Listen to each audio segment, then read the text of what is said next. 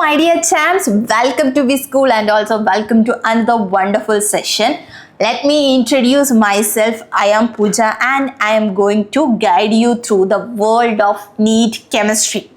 And before we start, let me give you an idea about Viskool. Viskool is an online learning platform where we provide both online and offline classes for NEET aspirants. Here, admissions are open for NEET recorded sessions and it will be very helpful to you because you can study at your own pace. You can revise as many as you want and also you cannot even miss a single concept. Your dream of becoming a doctor can be achieved.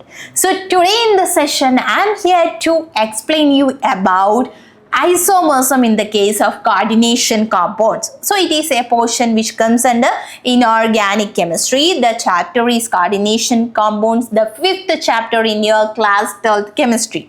And here we are going to discuss about isomerism in coordination compounds. So please be ready with your pen and paper so that we can start our session. Okay, so what do you mean by isomerism? As you already know, isomerism means the compounds that are having kind of same molecular formula but their structures will be entirely different. Thus, that is what isomerism is, right? So let me tell you, compounds having the same molecular formula but different structural or spatial arrangements are called isomers and the phenomenon is called isomerism. And here is an example of an organic compound given. As you can see, C2H6O is a molecular formula and this particular compound can be expressed in these two ways. Okay, you can see the possible structures, but if we are taking the molecular formula, it is the same.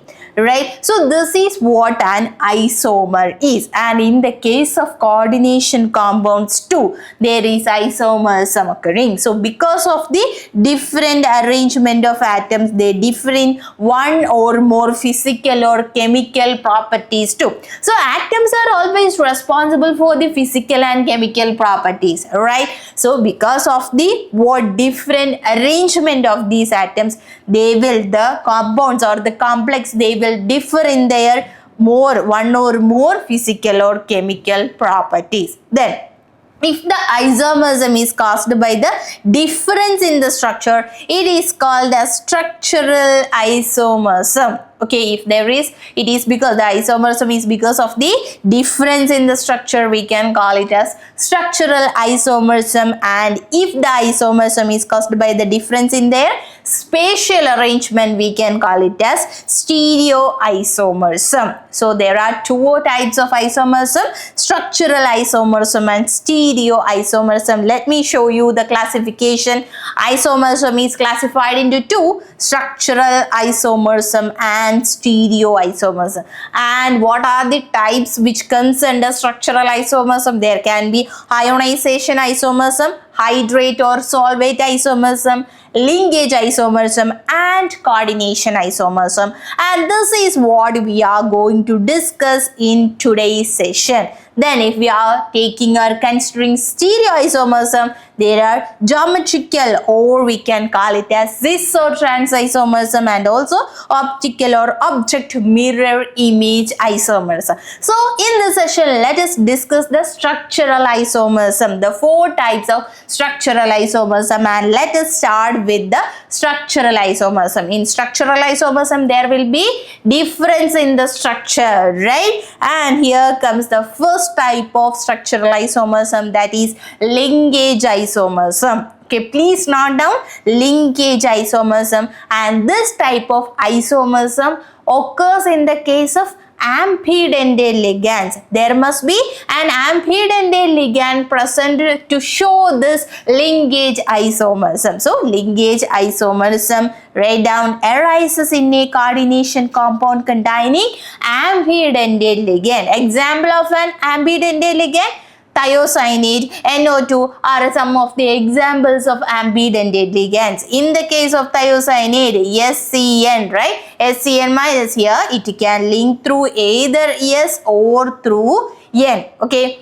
any of these two can link with the complex. That is what we meant by ambidentate ligand. So the isomerism occurring because of this what ambidentate ligands, we can call it as linkage isomerism. Certain ligands can donate the electron pair at two different sites, and the isomerism due to this is called a linkage isomerism. Okay, so what happens here? Certain ligands, that means the ambidentate ligands, they donate the electron pair at two different sites, and this type of isomerism is what linkage isomerism. Here examples are given, as you can see here. In the first case to the complex NO2, nitrogen is attached to the complex, right? Nitrogen is attached with the central metal ion. In the second case here from NO2, oxygen is the one who is attached with the central metal ion, isn't it? So here there have occurred isomerism because of the difference in the linkage of this ambidentate ligands, and we can call this type of isomerism as linkage isomerism. Isn't it clear? Okay, example is given. CONH3 5 times NO2Cl2. Here as you can see, nitrogen is attached in the first case. Here in the second case, in the isomer of it, cobalt NH3 5 times ONO, oxygen is linked to it, Cl2. Okay, so this type of isomerism is what we can call as linkage isomerism. Moving on to the next one, that is coordination isomerism. What do you mean by coordination isomerism? This type of isomerism occurs in compounds or complexes which contain both anionic and cationic complex. Okay, this occurs in compounds containing both cationic and anionic complexes. Okay, and this occurs because of the exchange of the ligands in the coordination sphere. There occurs the exchange of the ligands in the coordination sphere, and this coordination isomerism will arise. Okay, so here you can see, if we are taking the first complex itself, okay, it contains a cationic complex and an anionic complex, right? CO NH3 6 times and Cr Cn 6 times. Here what happens? There occurs the exchange of the ligands. Okay, NH3 will be moved to exchanged to here, and Cn will be exchanged to here, so that there takes place the formation of CrNH3 6 times and COCN 6 times. Okay, there occurs the exchange of the ligands, and this can only happen between a compound containing both anionic and cationic complex, and this is what coordination isomerism is. Then there is a trick to find how many coordination isomers exist for a particular complex. Here there is a quick trick, please note it down. If only monodentate ligands are present in the particular complex, then if it is of the type MLN, MLN dash, okay, if it is of the type MLN, MLN dash, that means the central metal atoms are the same but there is a difference in the ligands, then the number of coordination isomers will be N by 2. Okay, and if it is of the type MLN, M dash, LN dash, that means both the central metal atom and the ligands are different, then the number of coordination isomers is equal to N. Okay, so this is how you can find the number of coordination isomers through this trick. And there is one more point that you need to keep in mind.